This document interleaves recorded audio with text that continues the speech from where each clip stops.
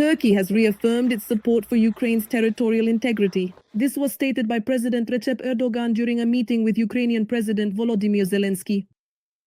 We have once again confirmed our commitment to the territorial integrity, sovereignty, and independence of our strategic partner, Ukraine.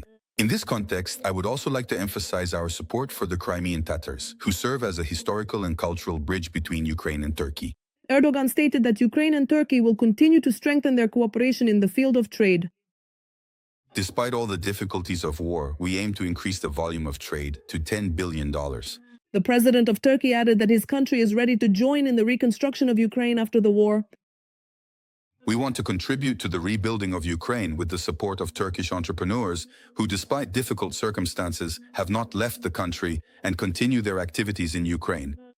The Turkish leader noted that his country is always ready to discuss with the Russian Federation any proposals that would pave the way for a just peace in Ukraine. More than 600 Russian tourists found themselves stranded on a cruise ship near Istanbul.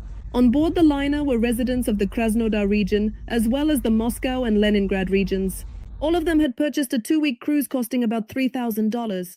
This situation occurred against the backdrop of Russians refusing entry to a Turkish ferry at the port of Sochi several weeks earlier.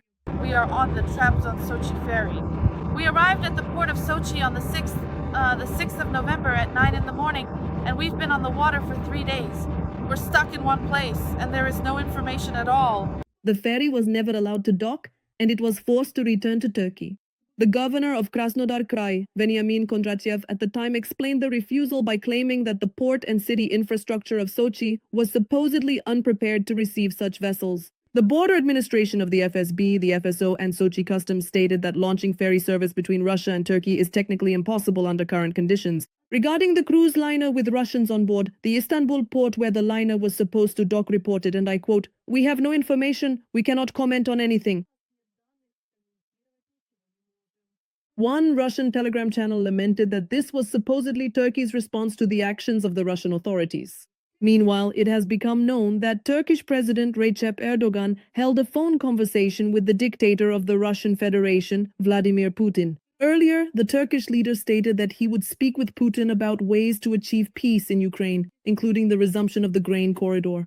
Commenting on Russia's war against Ukraine, Erdogan stated that he is ready to make every possible effort on the path to peace. He emphasized that a full mobilization of efforts has been declared and expressed hope for achieving success.